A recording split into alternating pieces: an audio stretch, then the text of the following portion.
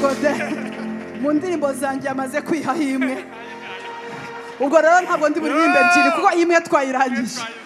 Haleluya, Haleluya, haleluya, haleluya.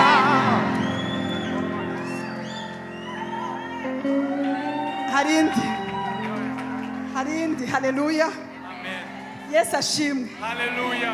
Hari indi nkunda.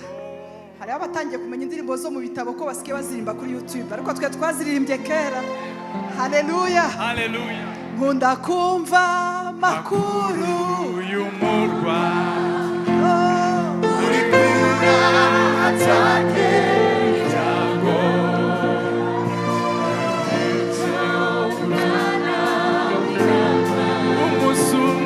Umusumwe zawinjiramo. Haleluya. Simuntu. Haleluya. Haleluya, zinjira mu murwa.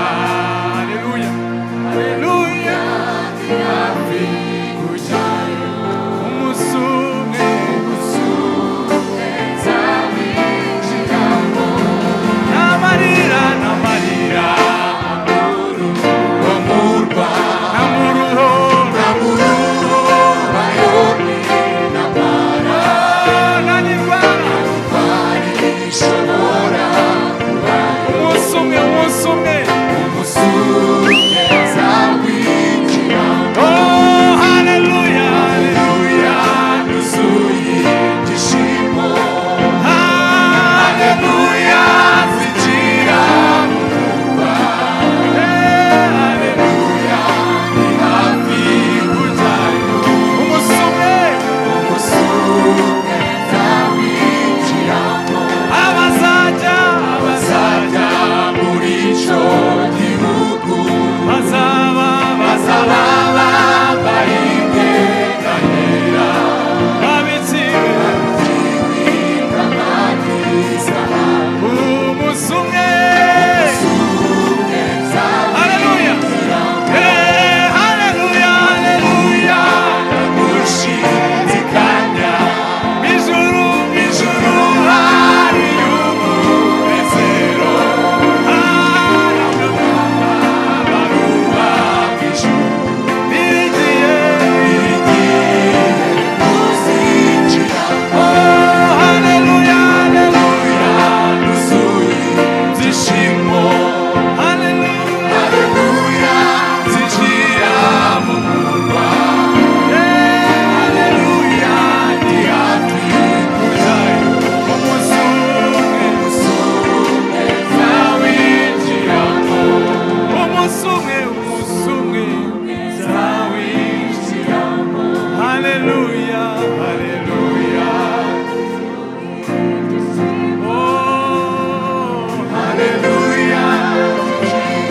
Haleluya,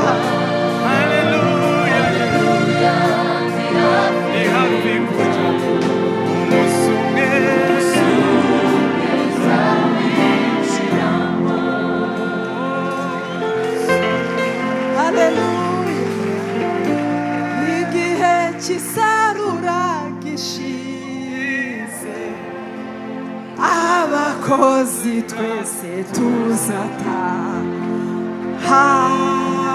Mwami yanjye, tegeka ikara ry'umuriro, Mana yanjye, tegeka ntuma urundi imbere yawe. Komera Imana amashyi. Haleluya, haleluya, haleluya, haleluya, haleluya. Zaburi 25:3 ngo siko bizaba. Tugiye kwakira ivugabutumwa mu kanya. Siko bizaba kuba mutegereza, kuri abo bamutegereza, kuri abo bihanganye, kuri abo batabivuyemo, kuri abo basonza ariko ntibasubire inyuma, kuri abo bategereje mariage ariko zitaraba, kuri abo bategereje abana ariko bagategereza bihanganye. Siko bizaba. kuba mutegereza ntawe uzakorwa n'isoni. Mu bazamwara ntabwo urimo, mu bazamwara ntabwo urimo. Uwiteka akuvanyaho fishe y'ikimwaro. Haleluya. Kuba mutegereza ntawe uzakorwa n'isoni. Ibi ntabwo ari ibintu tuvuga dushakisha, turabizi neza ngo keretse iyo umuntu avuye mu masezerano ari nta mpamvu, uwo niwe uzakorwa n'isoni. Kubera iki nta mpamvu? Ni uko hari abandi bakobwa b'ibihamya b'abahamya bari imbere yawe. Hari igicu cy'abahamya kiri imbere yawe. Hari abantu bamaze imyaka 30 batarabyara ariko batavuye muri Yesu. Hari abantu bashomereye ariko ntibasubiye inyuma. Hari abantu bisize ikambiri ariko ntabwo basubiye inyuma. Hari abantu bari ibyo badashaka ariko ntabwo basubira inyuma. Hari abantu batuye mu makartier badashaka ariko kubwo kwihangana uyu munsi batuye heza. Kubwo kwihangana siko bizaba. Ndashaka kugira umuntu uri ruhande rwa utaposta aragusuhuje ngo siko bizaba. Haleluya. Siko bizaba. Haleluya. Mpagaze muri apostolic anointing. Siko bizaba. Haleluya. Haleluya. Ntabwo ariko bizaba. Pastor ntabwo bizi. Siko bizaba. Ntabwo ariko bizaba. Ni wakoreye Imana uri muto. None uyu munsi urubatse. Madame ari hari. N'abana.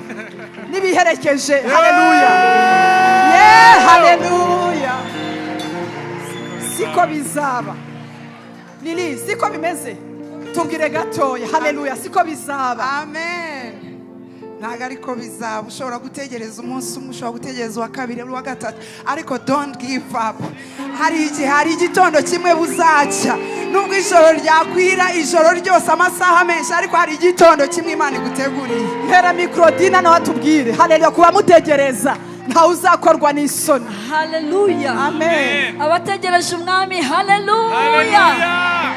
Siko bizaba nubwo ufite amarira menshi. Siko bizaba n'Imana ibose abantu kintu gifatitse. Haleluya. Amen. Haleluya. Murabizi ko mvuye muri vacances ejo bundi.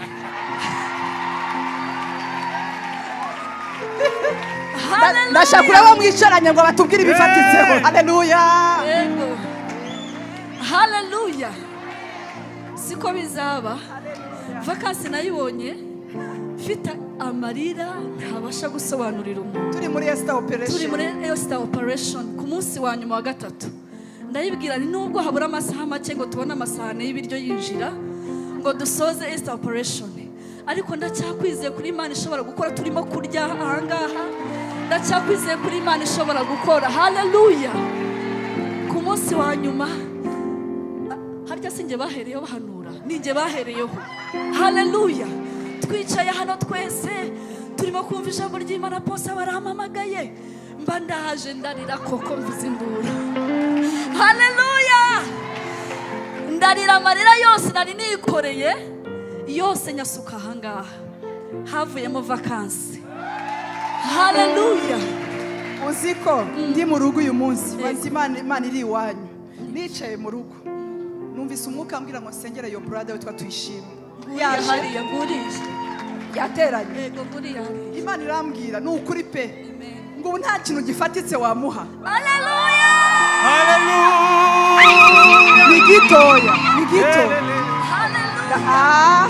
Ndashaka kuvuga ngo ni gito ariko mu biganza by'Imana kiratubu. Yego. Haleluya. Muhaye inka Tuyishime. Haleluya. Haleluya. Haleluya. Haleluya.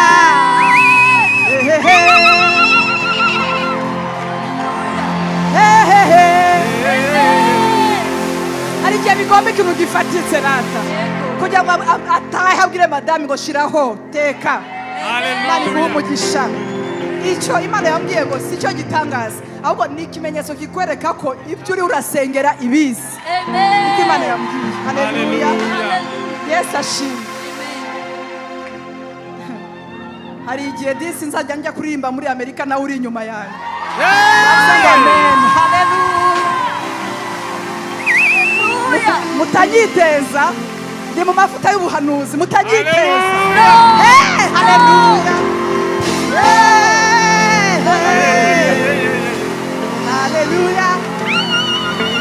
ntabwo ngiye kuvuga ngo umwami abami Uwiteka yambwiye ngo uyu muhungu ngo kuko yabaye mu gikoni cyanjye ngo yahumuye ibirungo byanjye ngo kandi ntabwo byamuvuyeho. Ntabwo Imana yakuretse, ntabwo Imana yakuretse. Guma mu masezerano. Uje kwambara ikoti ridasanzwe, ntabwo ari ikoti risanzwe ry'umubiri, ariko n'ubwiza bw'Imana bugarutse. Uvugire kwa amen.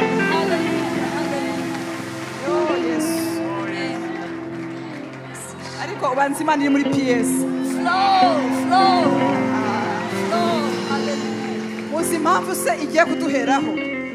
Nagiye mbona abantu bakora kuri gishe za banki, akaguha ibifaranga ugiye kuretira, agahita akubwira musengere muri iyi minsi nta nayo kwishura inzu, ari haratanga amafaranga ari kuri gishe, agatanga amafaranga y'abandi yicaye kuri gishe akayareba ariko ntaryeho, akaba umuyoboro ariko bitamugeraho. Biramugenza ngo Imana igukuyeho ikintu kimeze nko gukora kuri gishe ya banki. Ntabwo abantu babyumvise. Amen. Hallelujah. Yesu we intare yo mu muryango wa Yuda turakwemera. Hallelujah. Niba ufite urufunguzo rw'ibizaba kuri buri wese turakwemera. Uriho uzahoraho, icyubahiro kizaba icyaga, ubwami bwawe buzahora ku bitugu bye, ijambo ryawe rizaba icyawe iteka. Yewe Yesu we turakwemera. Hallelujah. Yesu abaha umugisha. Turasuhuza abari online, Imana ibaha umugisha. Nimwicare mwese mugubwe neza, wicare hejuru y'ibihe, Sit on top of us. kandi ibyagutsikamira gubitsikamire muri iri joro. Whatever that has been oppressing you, oppress it in the name of Ugubwe Jesus. neza, siko bizaba. That is not how it is. Wamutegereza ntawe uzakorwa n'isoni. Whoever waits upon the Lord shall not be ashamed. Don't go back. Ntusubireyo. Ntuzasubire, ndakwinginze. Never go back. Ntuzasubire inyuma. Don't go back. Ntabwo abantu bakuze mu by'umwuka rimwe na rimwe bajya babaganiriza. Sometimes mature people in the spirit are not. Hari igihe baba bashaka kubahisha kugira ngo babarinde. Sometimes they hide from you things to Ariko protect rimwe you. na rimwe kubwira abantu ukuri ni byiza. But sometimes it's good to tell the truth. Hariho igikombe umuntu acamo iyo yahamagawe There's a valley you go through when you are called by God cyitwa kurorongotana. of wandering. Donc en fait ubuzi neza uwo wizeye kandi ugakomeza, ni nko kujya mu bwato, It's like going on a boat, hanyuma hari ukuntu umuyaga uri kujya hariya ubizi neza kujya hariya, yet your direction is this way, ariko umuyaga ugakubita, but the wind comes from the other ugasa side, nk'ukujyanya aha. as if it's taking you to another So side. none iyo umeze uku mu When you are bwato, like this in the boat, abakureba those who look at bashaka you kugira ngo warayobye, think that you've gone astray. ariko we mu mutima wawe But in your heart, urabizi kuri kurwana n'umuyaga you know you are fighting with the kugira ngo wind ujye hariya. for you to go that So side. ntiwite ku byo abantu bareba, Don't look at what people are looking. komeza uvuge uti Imana icyo nzi cyo Just say, God, I ndi mu know bantu bafite mu mutima inzira z'igisiyoni. I have the ways to Zion in my heart. Numvaga bakomera Imana amashyi cyane. Uyu muyaga, This wind, abantu bagendera mu bwato sibyo, those who use the boat, siko ntibiba, it happens. ukabona uragenda gutya, Yet you are going this side aho ukabona ikiri kukujyana hano, and the wind is taking you ariko wowe another side. ukagenda ugarura, But you continue bringing it back hanyuma ukikomereza. and you So continue. iyo utangiye kumva abantu bakubwira ngo dore yakatiye iburyo n'ibumoso, If you hear people saying you are going astray, aha hantu hakora ikintu cyitwa Daniyeli 11 the word that works there, it's Daniel 11. cyangwa ni 12:33 abaca mu isezerano gutyo, ariko abazi Imana yabo bazakomera bagire gute, bakora iby'ubutwari, ariko abagize gute, Those who know their God. ndashaka urebe umuntu muri kumwe uti umenye Imana yawe neza, Tell your neighbor, know your God well, uyimenye ku buryo Know him to the extent. ninazana ikintu kimeze nk'igihinyuza If he brings something that is challenging, uzavuge ngo mana ndabizi ndakuzi and you'll say, I know you, God. We know each other. ndabizi ko ibatari ibyanyu I know this is not mu yours. byo twavuganye ibi ntibirimo Among the things you promised me, this is not among them. nimirasonga mbere I continue. komeza papa komeza mama uzagerayo You shall get there. aho hantu jyewe igihe nahacaga When I went through that, ntabwo nakoraga ibintu bisha I never did something new. hari abakristo bakunda ngo imana ikora ibintu bisha There are people who like new things. nakomezaga kuba umwizerwa ku byo nsanzwe mfite I continue to be righteous on the Ntabwo things niyo that I know. waceceka I said, even if you nzakomeza mba umwizerwa ku byo wansigiye igihe wavuganaga nanjye keep quiet today, I will continue with the word that you gave me Ntabwo long time ago. nzabihindura. I will not change them. abantu nibashaka bavuge ngo nta nubwo ari innovative ariko nzaguma hariya Even if people say I'm not innovative, I will stay there. cyaramfashije It helped me. cyaramfashije cyane It helped me. ikindi ni ukumenya imana yanjye And the second thing is to know my God. nageze ahantu I reached to a point. abampanuriye bahinyuza ibyo bampanuriye Those who prophesied on me, it changed their prophecy. hari ahantu uzagera ugasubizwa cyane bigatera ubwoba babiguhanuriye There's a place you reach where people will get scared of you. ndashaka ureba umuntu mwicaranye uti hari ibintu bizatera ubwoba n'ababihanuye It will be scared. Even the prophets will be scared. ariko ntuzasubire inyuma uzakomeze wizere But don't go backwards. Continue having faith. kuko icyo gihe njye najyaga nibaza se abantu bahanura ibyo batizera ariko nibwo imana yaje kumbwira ngo rega ba balamu barahari God told me they are Balaams. balamu arakubwira ngo habwa umugisha kandi yashaka kubwira ngo habwa umuvumo There are Balaams who say, be blessed, yet they want to curse you. agasanga yaguhaye umugisha And they find themselves kandi blessing you. atashakaga kuwuguha Yet they didn't want to bless you.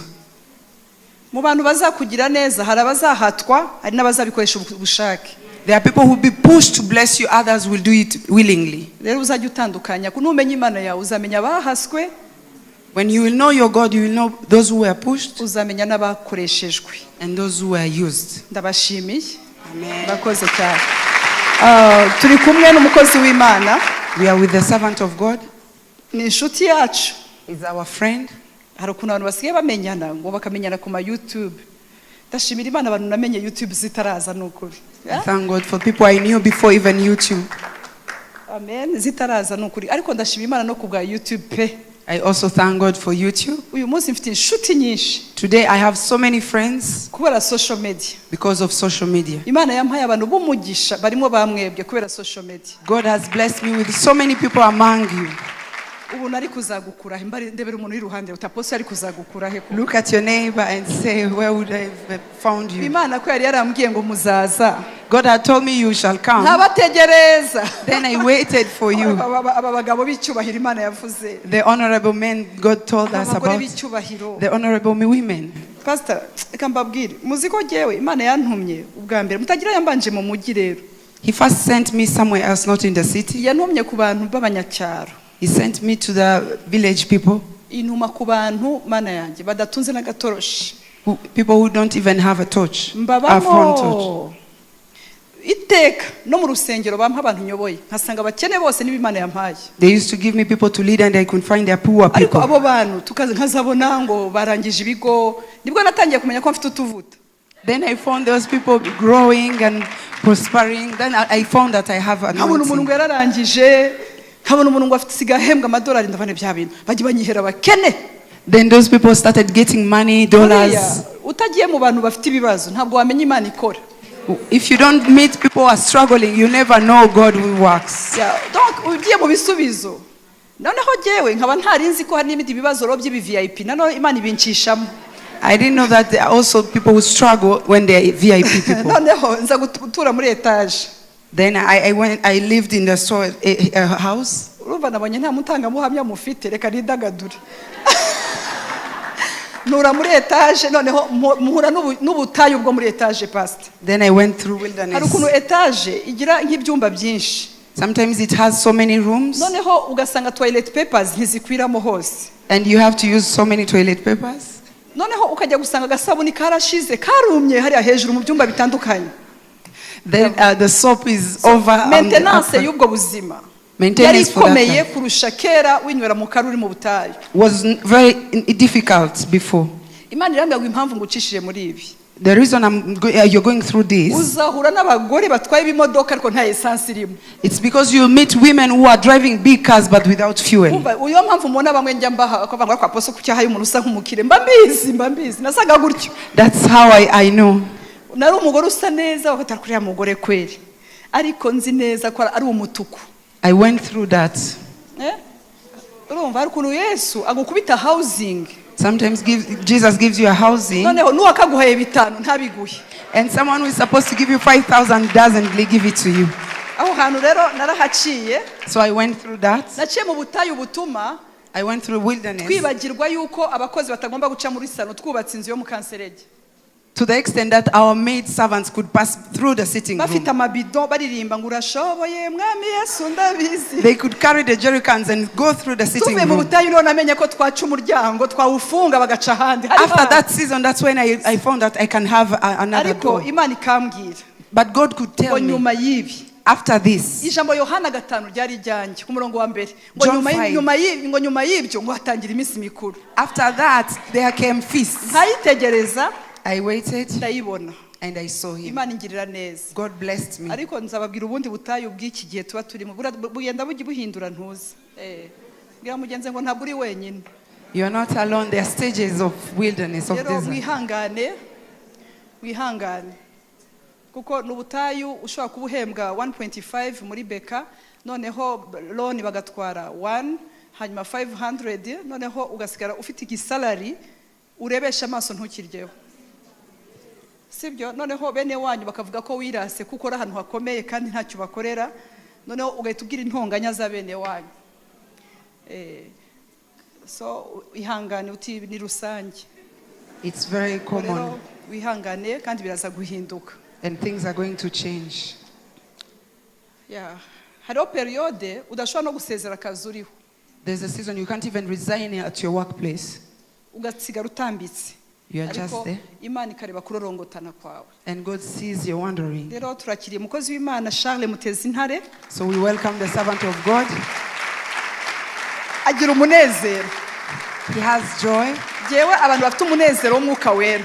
People who have the joy of the Holy Spirit kenshi ni inshuti zanjye are my friends. Numurokore. He is a Christian born again. Umunezero w'Imana. He has the joy of God. Niyagize gusa ngo Yesu n'umwami. Ubona ari byiza cyane. Amen. Turabakunda ni karibu muri Women Foundation Ministries. Murakoze. Twihangane ibigeragezo byo birashoboka.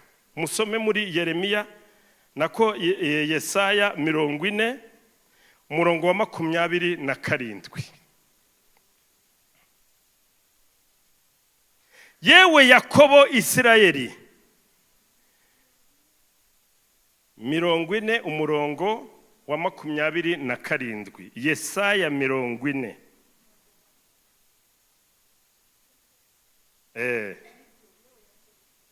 Yewe Yakobo Isirayeli niki gituma wigenyira ukavuga uti Uwiteka ntareba inzira zanjye kandi ibyanjye Imana yanjye irabyirengagiza. Mbese ntiwari wabimenya? Ese nturabyumva? Imana ihoraho, Uwiteka umuremyi w'impera z'isi, ntirambirwa, ntiruha, ubwenge bwayo ntiburondoreka. Niyihe intege abarambiwe, kandi utibashije imwongeramo imbaraga.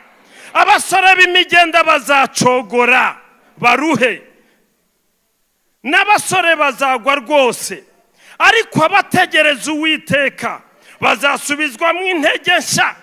Bazatumbagira mu kirere bagurukishe amababa nk'ibisiga, baziruka be kunanirwa, bazagenda be gucogora. Amen.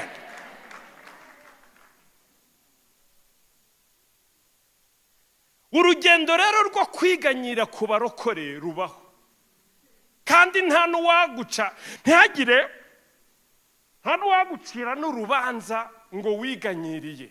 Bibaho kuko iyatubyaye, amen, iyatubyaye yaduhaye umugisha, ariko umugisha ufite kondisiyo, kandi umugisha ariko wahaye ab'isi ntabwo yabashyiriyeho kondisiyo, ubo ntibageragezwa ahubwo baracyurirwa, ariko twebwe turageragezwa kuko umugisha wacu ntituwurwanirira, ntabwo tuwuvushiriza amaraso, ntabwo umugisha wacu mujya mwumva abantu barwanira Imana, muzasome muri Yakobo Itangiriro, umugisha wahawe Yakobo n'umugisha wahawe Esawu. Ntabwo turi bujye kureba pe importe uko wabona agakiza, wakabonye ugiye kwiba ugafatirwamo ukakabona uhawe umugisha, wakabona ugiye gusambana ukakabona ntacyo urakabonye ubwo wawe umugisha. Narindi kuri kaminuza i Butare ndabwiriza ndimo ndigisha, noneho umuntu wari urimo arasambana muri toilette yumva ngo ijwi ngo riragiye riramubwira ati urapfuye neza urapfuye, abivaho korera ukuboko aza yiruka mu iteraniro muri stade. Hasa muri stade asanga ndimo ndavuga ngo yewe urushe nuremerewe, ngwino Uwiteka agira iki akuruhure. None hahagurutse muri kaminuza yose, igiterane stade yari yuzuye, hahagurutse uwo muntu haravuga atawe ati mpa mikoro ariko niki kibaye, ati mpa mikoro, ati ndapfuye ndangije muhaye, ati ijwi rinsanze hano nari ndimo ndakora ibi ngibi. Pe importe agakiza inzira zose wagira iki wakaboneramo, ariko nagakiza nikamara kukwinjiramo, haleluya, kana kwambia vitu vyenye utachungania pale kaza guhimbago, kaza kubwira ngo reka iyi fanta, kaza kubwira ngo genda utya, kaza kubwira ngo kora utya.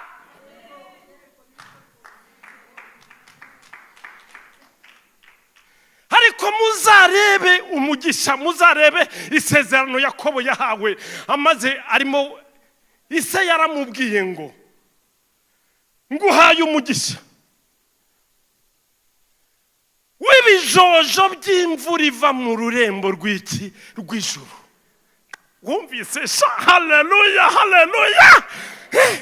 Musaza w'umunyamurenge yarambwiye ngo yararimo arasenga, ngo arimo ngo noneho ngo arasama, ngo abona umuntu aramubwiye ngo asama, yumvijwe riramubwiye ngo asama, ngo arasama, yasamye ngo uwo muntu araza, ngo afata inuma ayikubita mu kanwa, ibona yitwa Rwizigura, arayisunika, yumvira muniza arayisunika. Haleluya. Ngo igeze hano mu gituza, ngo itangira gukubita amababa, guhera uwo munsi nawe ahita atangira yuzura umwuka we, atangira kuvuga izindi ndimi.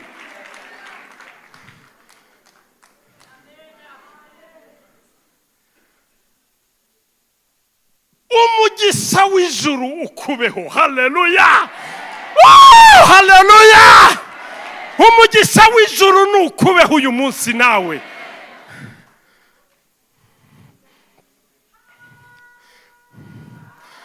Ariko umugabo witwa Esawu haravuga ngo ubwe umwero w'ubutaka ukugwirire, arongera arabwira ngo kandi amahanga yose azakwikubite hehe, arongera aravuga ngo kandi urubyaro rwawe barumuna bawe n'abasa bose bazaba abagaragu b'iki bawe. Esawu nawe araza ati papa dore nzanye umuhigo nk'umugisha. Ati ye baba we, ati umugisha kwa heri, ati wagiye. Muzasome Esawu yaringinze se, aramubwira ati ariko papa wambabariye ukareba n'akasigaye koko. Undi ati wapi mwana wanjye, umugisha namaze kuwutanga. Ubwa gatatu aramubwira ati ariko ubu nta kasigaye koko. Ahita aramubwira ngo ubuturo bwawe buzaba kure y'ikime cy'ijuru. Niyo mpamvu muzareba abapagani barahinyura umwuka wera niba wemera. Kandi arongera aramubwira ngo noneho irindi sezerano rya kabiri, kugoma kwawe niko kuzagukura mu bubata bwa murumuna wawe. Guhera uwo munsi akibivuga gutyo yahise afata inkota yiruka kuri nde, kuri Yakobo arahunga. Yaje guhabwa umugisha kuko Yakobo atarakiri hehe, atarakiraho. Ariko ndashaka ngo mbabwire iyi migisha ibiri mutazayifuza bitewe no kugeragezwa murimo gucishwamo.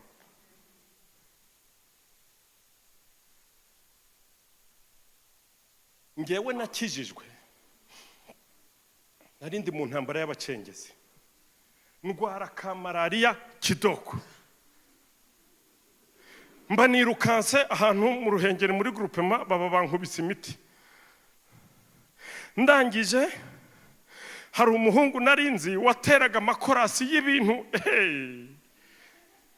y'igitsina, kava mu gitondo ateri indirimbo tukiruka imisozi yose tukayimara turi ku gitsina n'intege n'amabere n'amaribori. Njya kumureba ndamubwira ngo wakongeye ukanganiriza kuri iki, kuri twa tuganiro ko numva tunyuze.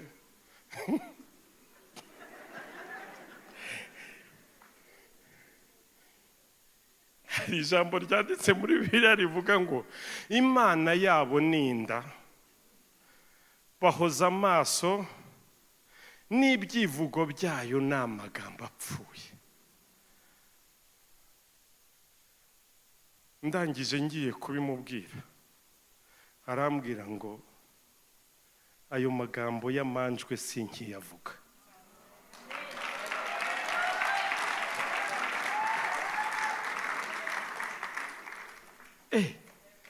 Ntukivuga ayo magambo yamanjwe? Buriya hari ishyanga ribaho ritavuga amagambo? Kandi hari umugabo yari umuyobozi wanjye yajyaga ampamagara kanshira imbere y'abandi ngo ariko uyu muntu muramubona yazanye indaye muri iki kigo, uyu muntu muramubona tumagura amatabi inzira zose muramubona? Kandi akanya expose akanshira imbere antangira ubuhamya, kumbe ndi gica.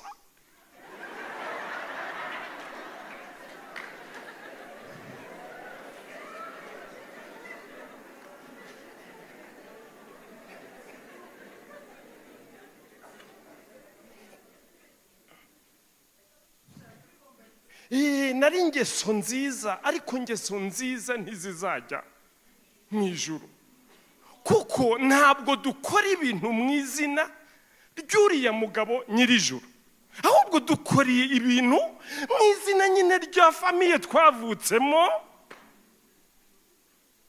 Iwacu turi imfura, ibyo bintu byo kuzana ubundi mugabo uza kuba imfura kabiri mu rugo, oya. Iwacu dusoma Roma foto neza cyane,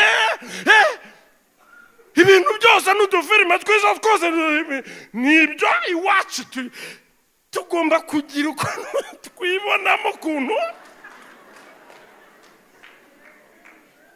Iwacu turi n'imfura cyane cyane, tugomba kugenda twivaje kandi turi na beza, murabibona.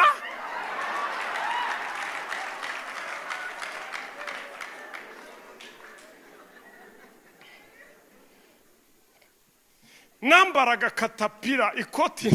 Katapira ntimuyizi se mwebwe ururimi turarusangiye, katapira murayizi.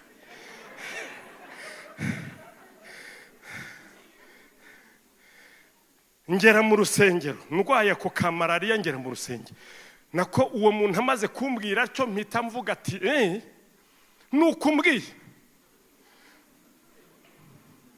nuntanga mu ijuru Imana irarora. Mba nteruye ka Bibiliya gato ka Nouveau Testament kari karaho sho mba ndagatwaye nkagendanye ndasoma ahantu hambere mbona haravuze ngo ubwo udashushe kandi ntukonje ukabura akazu yaza nzakuruka we.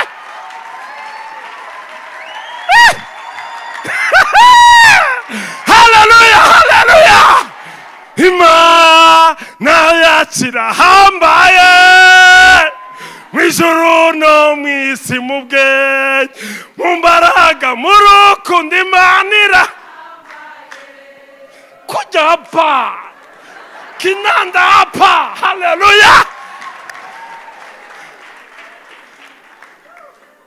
Ubundi ngewe nimujya mubona naje hano mushumba wanjye umbabarire, iyi protokole ngewe muzajye muyica naje ku ngoma hariya ninjya nkubitamo agakorasi ubwo nyine ujye wibwiriza twatsi.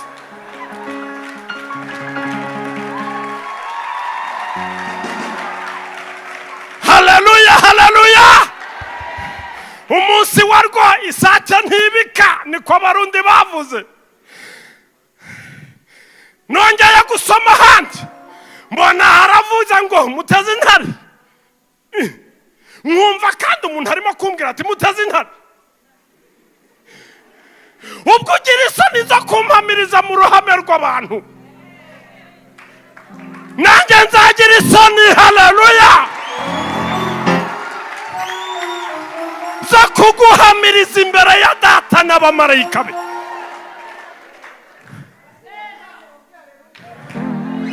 Ndavuga ati ndajya he, inzira zirancanga, sabwa bwiza burancanga, yandesho yanjye yo mu ruhengeri nagendaga nkumva mbese isi nigewe ndi saturisi birancanga, ijambo rirancanga mushumba wanjye we. Mpita ndavuga ati noneho rero ubungubu bintera ubwoba nanirwa gusinzira, nsoma ibyanditswe byera mbona ukuntu ibyahishuwe, mbona ukuntu amazi azacika urubiriza amaraso akajyamo, biriya bintu byose byo mu byahishuwe birampahamura. Ndavuga nti nzarengerwa nandi. Ku cyumweru haba harageze, ku cyumweru haba harageze nangaga amadini abiri, nangaga abapanekoti kuko basengaga barira, nkanga abayisilamu kuko basengaga mu bintu by'ibirimi tutumva. Noneho umutima urambwira ati ariko urajya mu bapanekoti tu bitwaga abapene.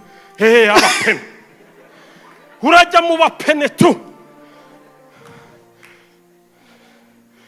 kubera ko hari umunsi nari mperutse kujya gusenga najyanywe n'undi muntu wanjye w'inshuti yanjye. Ubushize nza gusenga namubonye yari yicaye hariya, yitwa Alexandre. Tujya mu bakatolike hariya mu Ruhengeri, padiri araririmba yikurura agatotsi kaba karaje, turazingira tuba turagonnye.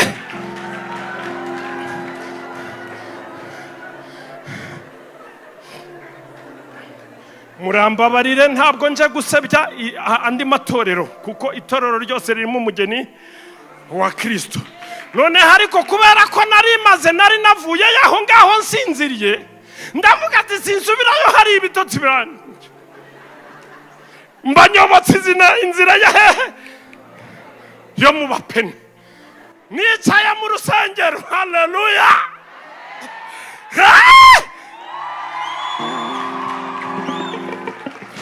Numva pastor aravuga ngo arasobanura, yaravuze ngo dusome muri Ezekiyeli. Nanjye nari natwaye ka gatabo ka kandi muzi k'isezerano rishya ka Nouveau Testament k'amadowadowa k'abasirikare.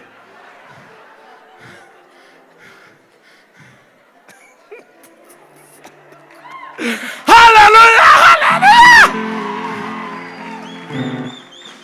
warahabaye mana we warahabaye cyagihe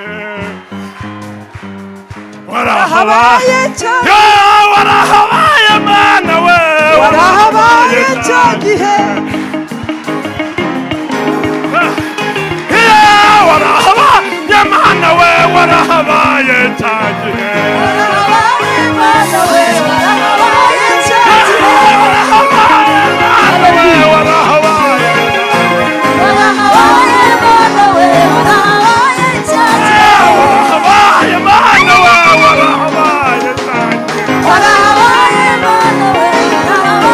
cyagihe akabonye mana akabonye mana we yewe akabonye mana we akabonye mana we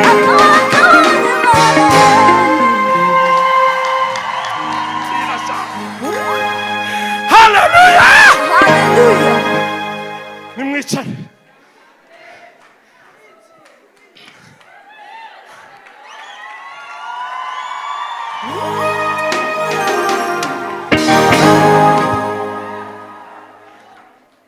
pasiteri aravuga ati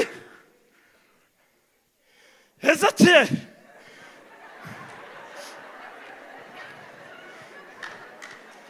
nari nambaye katapira nambaye umupira w'umweru w'imbere mu ikoti nambaye na jinsi n'agakoti ka jinsi ndagenda nicara iruhande rw'umukecuru w'umukiga wahariya mu ruhengeri udafite inkweto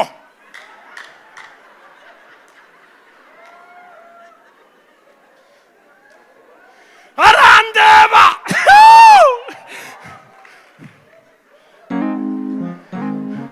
amasakiro nayarebyeho nk'iminota 20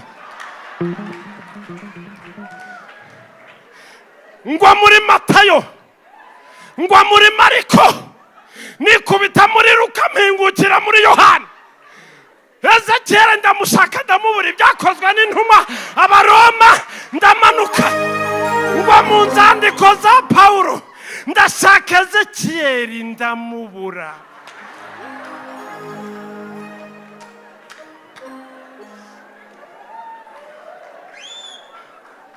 erega ubu murimo muraseka mwababyeyi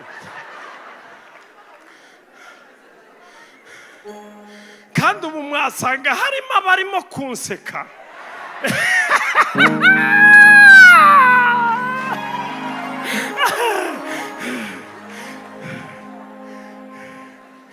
uwanseka suzuguye byakunsukiraho uko bizamera kose uzabinyihanganishe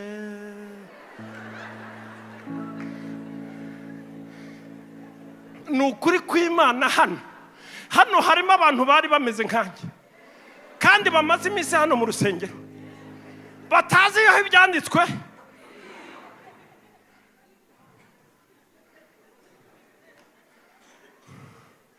wa mukecuru arandeba atya wagira ngo niyo ntumwa Imana yari yantumye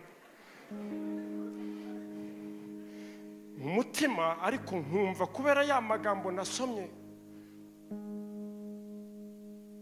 kuko udashyushye kandi ntukonje ukabura akazi uyaze nzagira iki nabaza umutima nkawubaza atari ko ndi umukristo cyangwa noneho nkavuga atari ko nta byaha nkora Imana iramutse ndimbuye koko meze gutya nayo yabirenganya ariko mutima ukongera ukambaza none uri umukristo wabyawe na Yesu wowe uri umukristo uramukorera nsanga nawe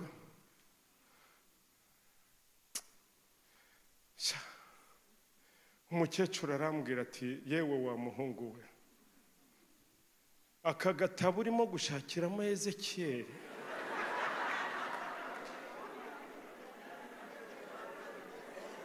ntawe urimo ahubwo uzagura igitabo gifite Ezekiyeli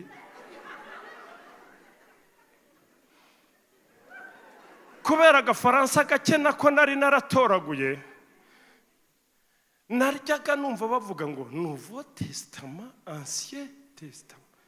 Avuze ijambo ngo harimo isezerano rishya n'irya kera hari muri 97.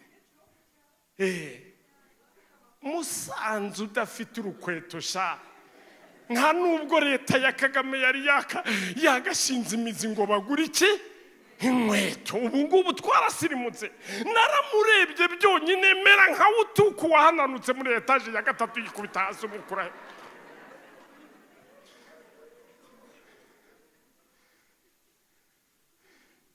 Akibimbwira numva ndasuzuguritse, numva ndihebye. Nibwo nahise numva pasiteri avuze ngo yewe wa mutindi wo kubabarirwa we, n'iri jambo yakoresheje, ngwino dore nta nubwo uzaho ibyanditswe byera biba. Iyo nza kuba najyanye n'umuntu nzi nari kuvuga ko ari we wangambaniye akanzana mu bapene, ariko narahumirije. Sijye wabonye kuko ni kimwaro cy'uwo nguwo naravugaga nkabona uyu mukecuru ashobora kuba yabibwiye abantu bose abaraho.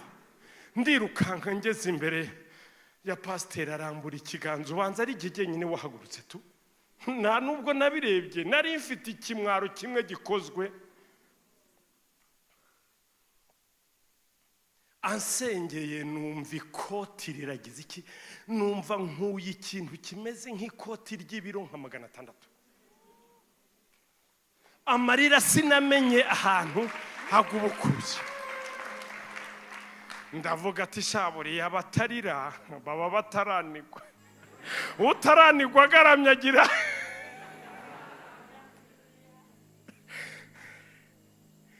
Kuva icyo gihe ibyanditswe byera biramfata.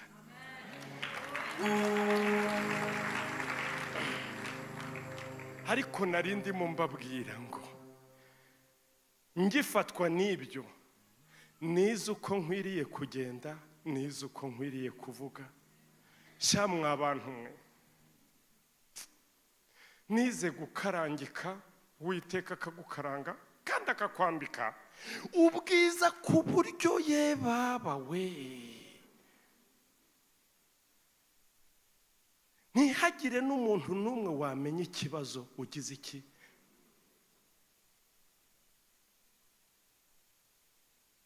Uwiteka akajya avuga ati nige uzakugaburira njyenyine. Amen. Kuva icyo gihe ntangira urugendo rugana mu ijuru. Ariko iri jambo nababwiye, iri jambo ntimwaribonye, ritubaho. Murebye Yakobo, nubwo yari yarahawe uwo mugisha, umugore mwiza yakunze yamukoreye imyaka 14. Ko nanjye kurambagiza byantwaye umwanya. Ariko Yakobo umugore yashatse yamukoreye imyaka 10, kandi harimo kondisiyo z'uko ako kazi yakoraga yagombaga kubyaza amahene y'amanyagasi cyangwa se intama z'iki.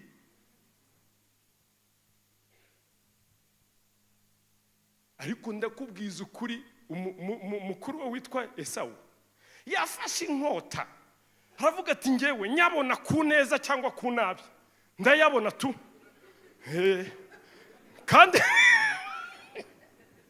kandi nawe niba utanshatse ndagutera icyuma. Niko bimeze, jye wagatuza kanje niko kazampesha.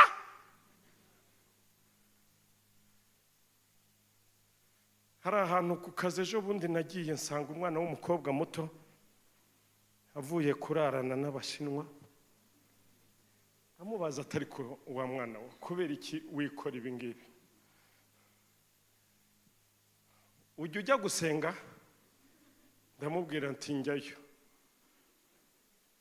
yibe naringiza amahirwe naramubwiye ati nk'ubwo uyu muntu aguteye inda kweje azagenda ako kaga waba ukiteye niki ntujye ujya gusenga ndajyayo ntabwo urajya mu butayu na hariya kizabonwa ngo ubona birirwayo bajya gushaka abana barababuze ayo mahirwe nayabona iyo naraye inzara wowe ububizi umwana neza arampindukirana mbona nihimbene mbese mbona agatuza ke n'ibyo byose nibyo bigomba kumuhesha iki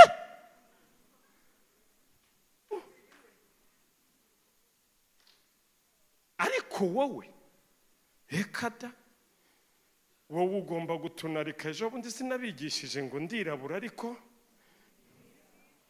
nsa n'amahema y'abake reka ugomba kugenda gutya kugeza igihe Uwiteka azakingurira iki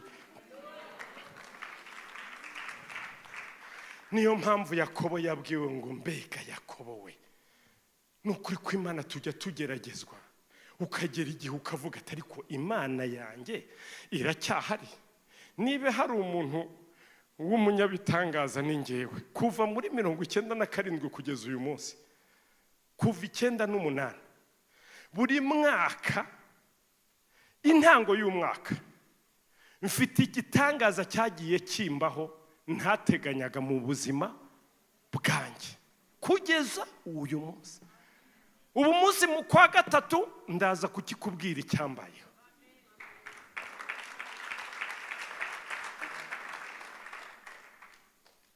ariko kubera uru rugendo tugenda hari igihe abantu bagera igihe bakavuga ngo ye baba we ukumva ya Mana yawe ntihari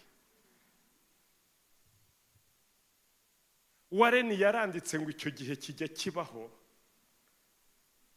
ngo kugira ngo ukumva Imana itagihari mutakiri kumwe ariko aravuga ngo icyo gihe ngo Imana ibishaka kukuremamo umutima wo kuyikunda bidatewe n'utuntu tw'amarangamutima tumwe na tumwe tw'inzozi narose ngiye mu ijuru inzu yabonetse iyi ntiyabonetse ugakunda Imana byagenda ukavuga ati Uwiteka niwe wabimpaye n'ubundi bizagira iki bizagaruka ntimwibuka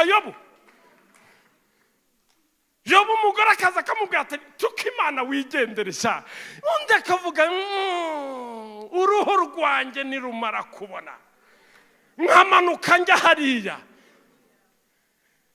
nzareba amaso yanjye nzareba Imana n'amaso yanjye sayundi haleluya ikintu kizabakomeza muri ibi bihe n'amagambo yanditse muri Luka aravuga ngo musabe muzahabwa mukomange muzakingurirwa umudamu wari uri hano yavuze ngo ntukagire iki never give up ntugacike intege ngo ubireke reka umuririmbyi yaravuze ngo komeza urugendo wihagarara mu isi intambara ntizizashira dore Yerusalemu ngi yawe wamwamaje kukujyana mu isi intambara ntizizashira dore Yerusalemu ngiri yawe wamwamaje kukujyana tona komerera ku mwami wawe sinyana ibintu nabyo umva nze mbabwire hari abantu bakora ubushakashatsi hari umugabo muzasome igitabo cy'umugabo witwa Sadhu Sundar Singh Sadhu Sundar Singh Sadhu abahanga baravuze ngo uyu mugabo ashobora kuba ari we ntumwa yabikurikira Paulo muri iki kinyejana yaravuze ngo ngewe nashatse Imana nayibuze aba muri sekiteri yitwa abasingi ni abantu batereka imisatsi batajya bogosha iki imisatsi ngo yajyaga ajya mu mashyamba ya Himalaya agafata umusatsi akawuboha ku giti akamedita, yavamo akareba icupa rikahita ryiyasa, n'ikirahure nk'uku nguku yareba iki ngiki kikiyasa. Ariko amahoro mu mutima we habe na gatonyanga.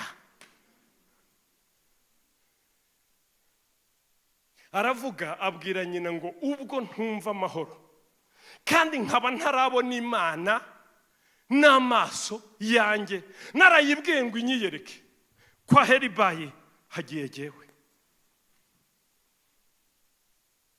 Ajya gusezera se wabo aramubwira ati we Sadu, ni wowe tuzagira umusimbura w'umuryango, none ugiye kwikorera ibyo. Kamuhiya amutwara muri coffre-fort, amwereka zahabu yuzuye coffre-fort hejuru mu cyumba cya kabiri diyama. Umugabo aravuga ati mfite inyota nk'igihugu cyatewe n'amapfa yo kureba uwo Imana, ngomba kuyibona n'ibitanyiyeretse. Ubwo ndapfa ngende. Yanga ibyo bintu bari bamweretse, kuko muri abo mu basingi kwiyahura ngo nibwo butwari nyine, bumva nyine kubugiye mu ijuru. Ahita avuga ati mu gitondo ndajya kwiyahura. Base barasezera, nyina barasezera, ubwo yahisemo ibyo ngibyo ntabwo ndi nagenda. Saa 10 yagomba kujya kwiyahura, ngo saa 10 za mu gitondo hari gari ya moshi yacaga aho ngaho iwabo. Aravuga ati ngiye kwiyahura. Saa 9 arabyuka, yambura imyenda, akumwumve determination y'abantu, umuntu ushaka Imana agatonera ku Mana. Aravuga ati ngiye kwiyahura, kugeza hatinye bonye. Mu gitondo ngo arabyuka saa 9, ajya koga dushe. Bagiraga umuhango umwe umeze nk'uw'Abayisilamu wo kugira iki, kuko igitabo cyabo gikubye kivanze icya Bibiliya n'Abayisilamu na Korowani. Noneho rero saa 9 aroga, saa 10 arabyuka, nako atangira kugenda. Arasenga saa 9 amaze koga, saa 10 arimo gusenga, aravuga ati Mana, njyewe nashatse kukubona uranyihisha, none ubu nibe gupfa ariho nzakubona nakujya. Ngo cyambara imyenda asohotse. Haleluya. Ngo ajimije itarabona uruse, abona parafira turitse ngo pa, harangije ahita abona umucyo uraje no mu maso ye ngo pa, ngo yumva ijwi rivugiye muri uwo muntu, reka mubwira ati Sadu,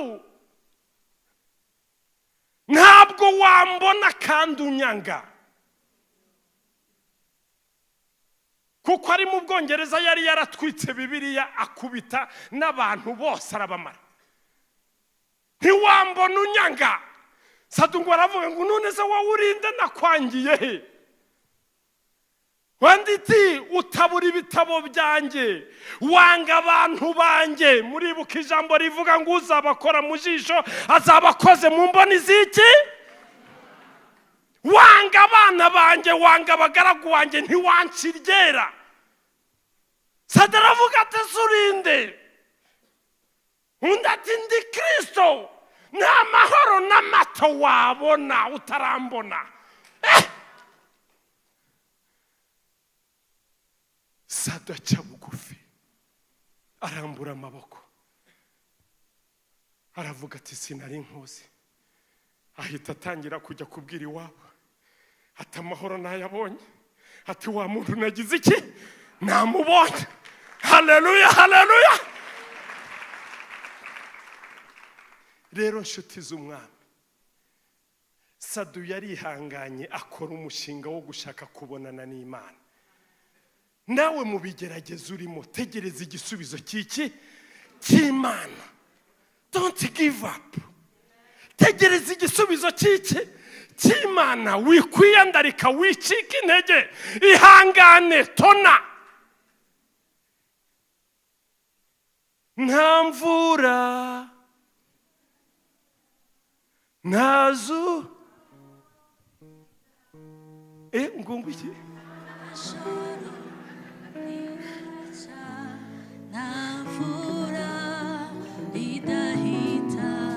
Imana yacu haleluya nticogora yaramubwiye Yakobo we ati ntutekereze mbese ntabwo urumva abona agiriye neza ese nturabona abona agiriye neza jewe ndi Imana idacogora sinanirwa nta joro ridaca nta mvura nijya usubizamo intege abananiwe n'abatishoboye nijya ubongera nta joro ridaca nta mvura abasore b'imigenda bazagenda bacogore baruhesha ariko bategereza Uwiteka bazasubizwamo nta mvura nta joro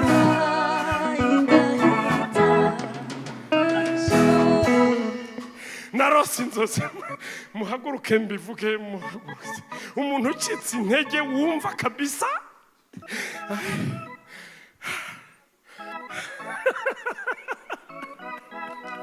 nta joro ridaca nta mvura idahita nta joro ridaca nta mvura idahita abategereza Uwiteka abategereza Uwiteka haleluya gutegereza harimo kwihangana nukuri ko Imana harimo kwihangana nabonye isezerano ngo ugiye kurongora kandi ibimenyetso ni bitatu mama yasetse yapfuye ati kuva icyo gihe nabonye abafiyemeri baba 4 baje sinkajya mvuga tese naba cyangwa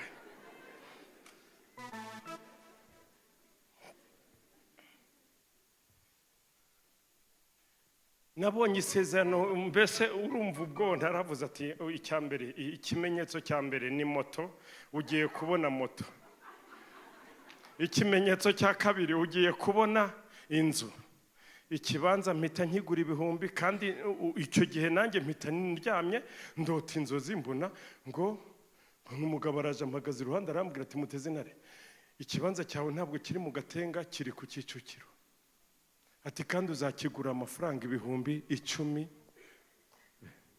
niyo uzakigura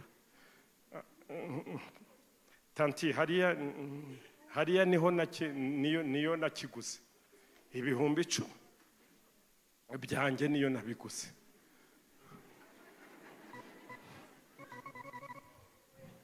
narose inzozi zo kubaka inzu ya etaje ariko ntimuzaze kumbaza amafaranga ya etaje muri 2008 nujuje iyo ngiyo ya rukarakara uzi inzu icyo igihe nayubakiye muri 2014 hashize imyaka 6 rero ni mwihangane nta joro ridaca nta mvura nta joro ridaca nta mvura nta joro ridaca nta mvura idahita iyo ufite Yesu nta joro ridaca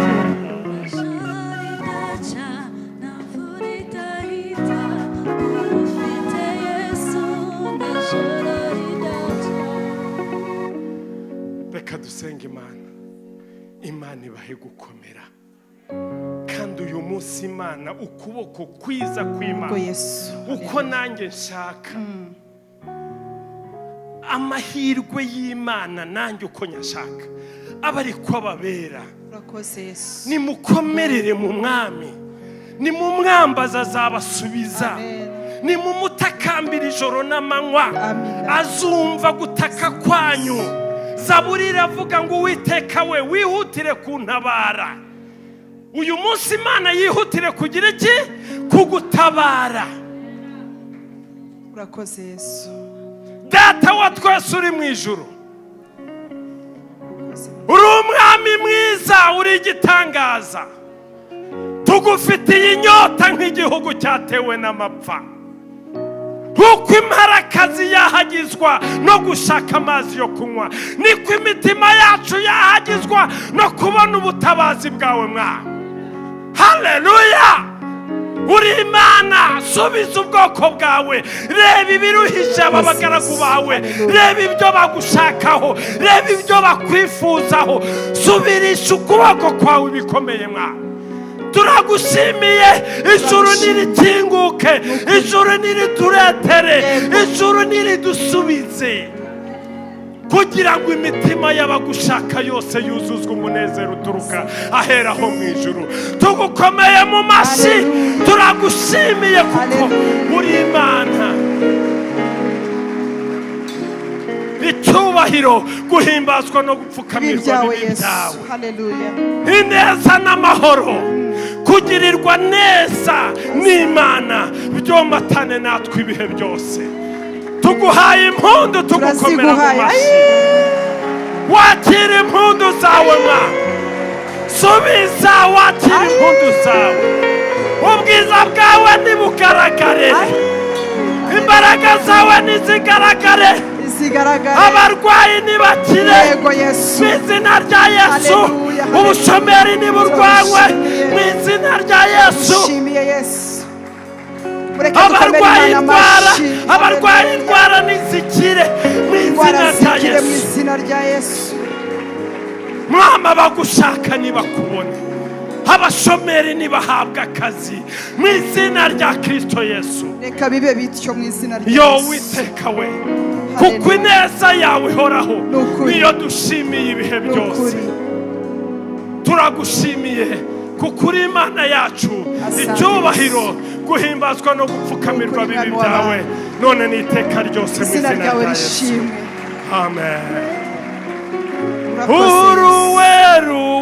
Tugiye gusaba umuntu ushobora kuwutarakira Yesu. Ntabwo twakumva ubutumwa nk'ubu. Mwumvise ko yakijijwe, mwumvise amatoni akiri hano tugihagararanye. Ngwino utera intambwe niba wifuza kwakira Yesu. Turasengera abantu b'ubwoko bubiri dufatanyije. Turabanza twakire timu ya mbere, abifuza gutangirana urugendo na Yesu. Ushobora kuba uri hano usengera muri Women Foundation, muri Noble Family Church. Apostle Mignone ashobora kuba kuzi, ariko izina ryawe utararyandikisha mu gitabo cy'ubugingo. Ushobora kuba uri mu gitabo cy'itorero ariko utibuka umunsi mwiza wakirijweho. Ushobora gutera intambwe ukaza tukagusengera. Paulo yarabivuze mu Baroma, aravuga ngo mwene ibi byiringiro ntabwo bidukoze isoni. Haleluya. Ubutumwa twumvise, haleluya. Yakobo we, hari ahandi havuga ngo Jacob is too young to suffer. Haleluya. Aracyari muto Yakobo ku buryo atababara bigeze aha ngaha. Umuntu ashobora kuba ameze neza mu by'isi byose, ariko ababajwe no kubura amahoro, ababajwe no kumva hari ikintu yumva kibura ahantu. Nta byaha ukora, uri mico myiza, ariko mwumvise ko nabangeso nziza bakeneye kwiyandikisha bakakira Yesu nk'umwami n'umukiza. Kwakira Yesu ntabwo bivuga ngo umuntu wakoze ibyaha ruharwa, uri ruharwa, oya. Ahubwo no kugira ngo wibuke umunsi, iri ni ijoro ryawe. Waba uri online, waba uri hano, watera intambwe ukaza. Nshuti yanjye, ngwino nawe profita. Ushobora kuba umaze igihe uza gusenga ariko wifuza kwakira Yesu. Amen. Mubakomera amashyi, ni ibintu byiza cyane. Haleluya. Twebwe kera baratubwiraga ngo nimuhumirize abasigaye mu mwanya.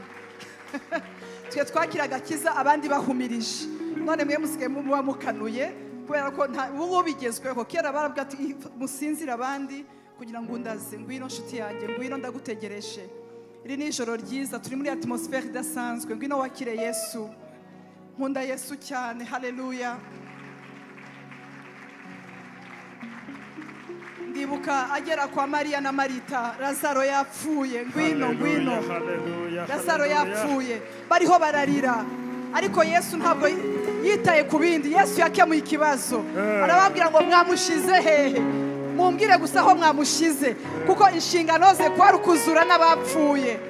Ngwino wakire Yesu, abasha kuzura n'ibyapfuye, abasha kuzura n'ibyapfuye. Ndumva genda ndabona abantu beza bariho barakira agakiza muri iri joro, ndabona imfura zakira agakiza muri iri joro, ndabona abantu b'umumaro, haleluya, bariho barakira Yesu muri iri joro, haleluya. This is the day, this is the day. Komeza abaririmbyi, ngwino, we will rejoice,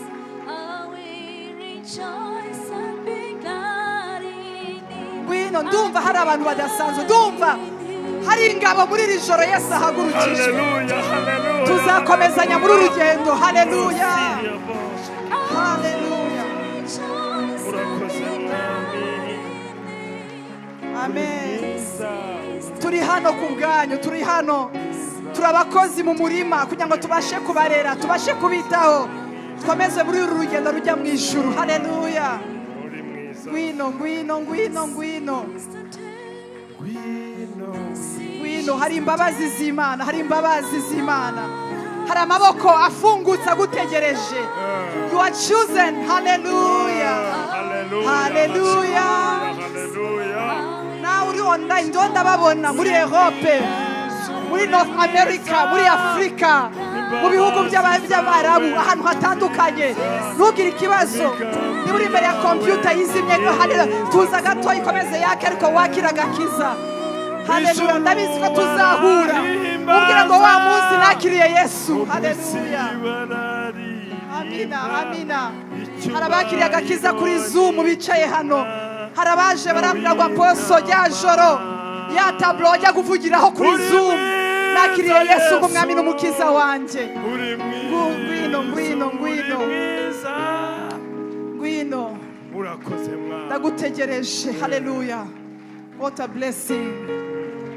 Amen, amen. Mukomere Imana amashyi baza, mukomere Imana amashyi. Nguri yaraje, haleluya, ngabariya, haleluya.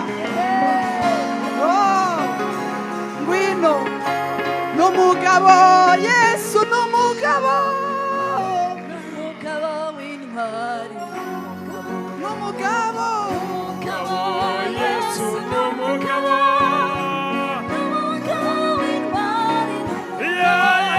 karibu karibu karibu karibu, mumwakire, haleluya. Abapasiteri babahobere, haleluya.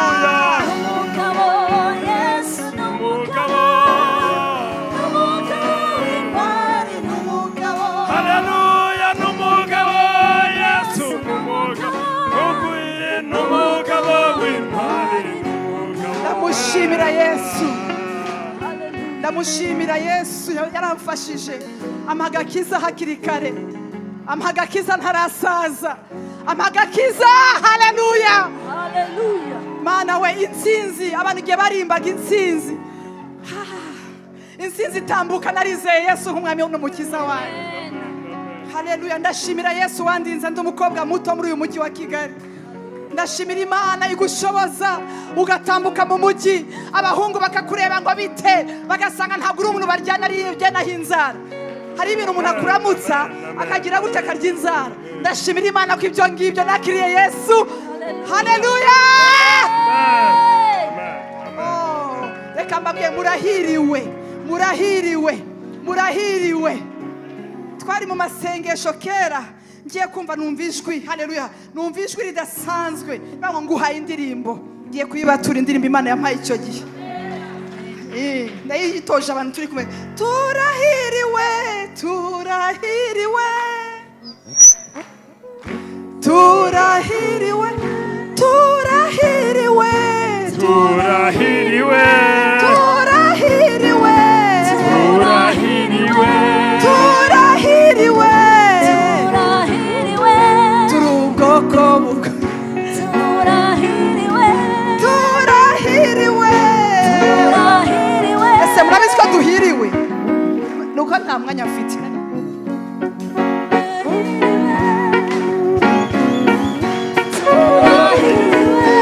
turahiriwe Turahiriwe. turahiriwe murahiriwe Yagira umuntu ukubwira ngo bararushye hari ibyo ufite bidahagije, uzamubwira uti ndahiriwe ko mfite Yesu umwami n'umukiza wanjye. Reka mundebe, mufashe mundebe ni engagement, mugiye gukora engagement idasanzwe. Uyu ni umugoroba mwiza. Musubiremo aya magambo ngiye kubabwira. Subiramo uti mwami Yesu, ndakwizeye, umbere umwami n'umukiza w'ubugingo bwanjye. Umbabariye ibyaha byanjye byose, ibyo nzi n'ibyo ntazi, ninatuza akanwa kanjye ko Yesu Kristo uri umwami. Nkizera mu mutima wanjye ko wazutse mu bapfuye, nzakizwa. Uyu munsi ndabyizeye, mvana mu gitabo cy'urupfu ushire mu gitabo cy'ubugingo. Ndakijijwe mu izina rya Yesu Kristo, amen. Nibyo, ariko aya magambo mwatuye mugomba gukomeza mukaza mukumva ijambo ry'Imana, mukumva ubuhamya, amen. Kandi muzakura nk'uko twese twagiye dukura. Mutange contact kugira ngo tuzajye tumenya ko mwakomeje gukizwa. Ushobora kuba wenda uri ino utuye ahantu kure, twabasha kukurangira ahantu wasengera neza kugira ngo ntugire ikibazo.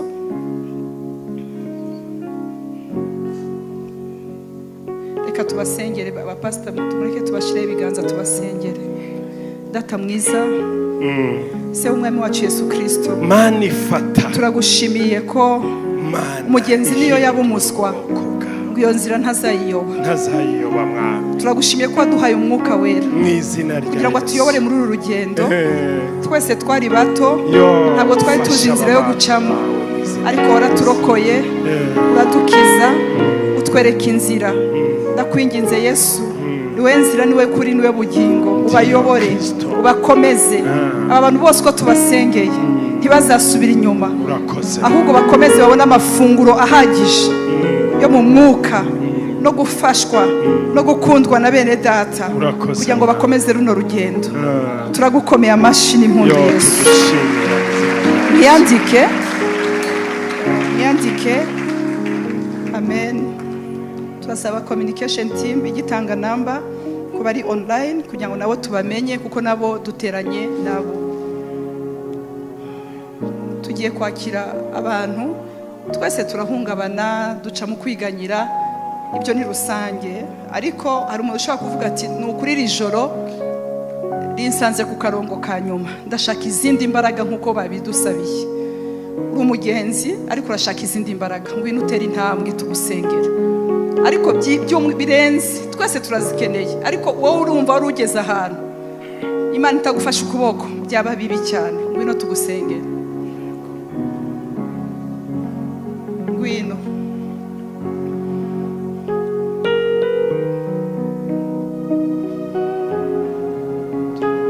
Muze hano. Turasaba aba protocol bakomeze bayobora abantu muze. Iri joro hari ubuntu busubizamo abantu imbaraga. Ngwino. Asante Yesu. Na uri online tukomeze tubane. Muri Yobu 23:10 ravuga ngo izi nzira zanjye nyuramo, izi inzira zanjye. Mbwira umuntu mwicaranye ngo izi nzira zawe nawe irazizi. Izi inzira nyuramo, inzira zigoye, hari inzira nyinshi cyane uri gucamo. Ubuseribateri, kubura ibiryo, kubura akazi, kubura ubukode, kunanizwa, kumva uruhishwe n'ubuzima. Harimo n'abandi barwana n'abadayimoni bo muri karandezi wabo barushe. Izi nzira nyuramo nimara kungerageza nzavamo meze nka zahabu. Amen. Ndahakunda cyane. Aravuga ngo ndayishakisha nkatera imbere nkajya mu kuboko kwayo kw'ibumoso ntabwo nyibona, ariko ngo yihishe mu kuboko kwayo kw'iburyo. Iyo Mana imaze igihe ikwihishe, reka ikwihishurire. Amen. Haleluya. Mureke duhuze umutima. Wowe wicaye ugumeze neza, reka dufatane rero tubasengere, sibyo? Dufatanye dusengera aba bantu bari imbere. Mana yacu ndagushimiye kuri Imana ikomeza. Izina rya Kristo. Abasore b'imigenda bazaruha. Haleluya. Kandi ni benshi. Ababagara. Harabo twasenganye barusha. Harabari mu makorari barusha.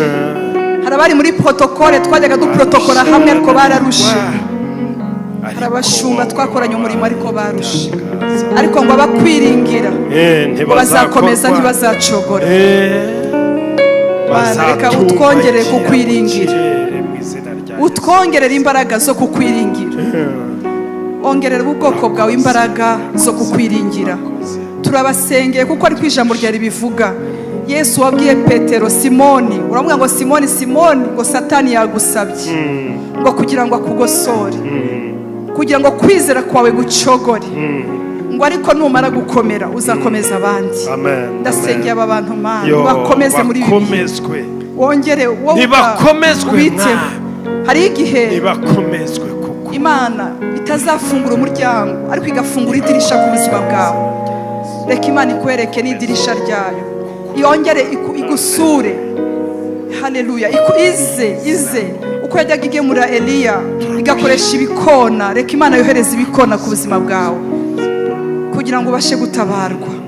Imana irebe besoin ufite yihariye, niba ari uburwayi bukurembeje, niba ari inzara, niba ari ikibazo runaka, Imana igutabare, Imana igusure byihutirwa, iguhaze vuba. Turagukomeye amashyi Yesu Kristo, turagushimiye. Haleluya. Imana ibahe umugisha. Hari n'abaza hano kuza ku mamoto bitoroshe, wenda ariko tuyatubona ababara amaturo. Hari igihe ubara amaturo ugasanga hariya harimo vide, ntukabyibazeho cyane. Hari abantu bigora no kugera hano, ariko by'iburira ijambo rikamusunika, kandi yagera hano amateka yagahinduka. Nimwakira amateka ahindutse mu izina rya Yesu. Ujyana amahoro y'Imana bihinduke, bidatinze tuzongere guhurira hano dushima izina ry'Uwiteka. Turabakiriye muri Fire Week. Genda mwicarire. Turabakiriye muri Fire Week. Ndashaka ubwire undebera umuntu mwicaranye uti Imana iguha umuriro musha.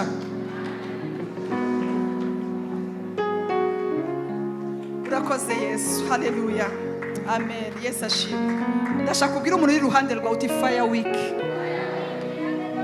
Bimubwira n'uri inyuma uti Fire Week. Mbariza umuntu mwicaranye ngo hano urabizi ko haba icyumweru cy'umuriro. Imana igakuraho bya bindi Satani yari yaguteze bikavaho, amaksida akavaho, ibibyimba bikavaho, operation bari baguteganije ikahunga ikavaho. Ntabwo bisaba apotre kuba hari, turi ku gicaniro cy'Uwiteka. Rero tuzaze muri Fire Week. Haleluya. Turabakiriye kandi muzakurikire Connect, muzakurikire bwira umushitsi pastor, bwira abashitsi. Haleluya. Muzakurikire iki? Connect Conference Europe. Ariko pastor nawe Imana ibahe umugisha. Turanezerewe. Ndasanga umunyatureho nanjye mumbwira ibintu byiza. Ndumva nshaka ko munsabira ibintu byiza gusa. Murashaka ko apostle Imana mukoresha mu bimenyetso n'ibitangaza. Mubinsabire mu izina rya Yesu. Murashaka ko mbona favor irenze yo nari mfite. Yego mu izina rya Yesu. Muyinsabire mu izina rya Yesu. Favor tugusabiye umugisha. Haleluya. Tugusabiye amahoro, tugusabiye ibyishimo, tugusabiye kugubwa neza mu mubiri, mu mwuka hose ugubwe neza. Hose. Impande zose. Mu mutima hose. Ihumure impande zose. Kandi mu bimwe mu bintu bimpesha ihumure n'ubuzima bwanyu butekanye. Amen. Imana ibahe umugisha. Urakoze.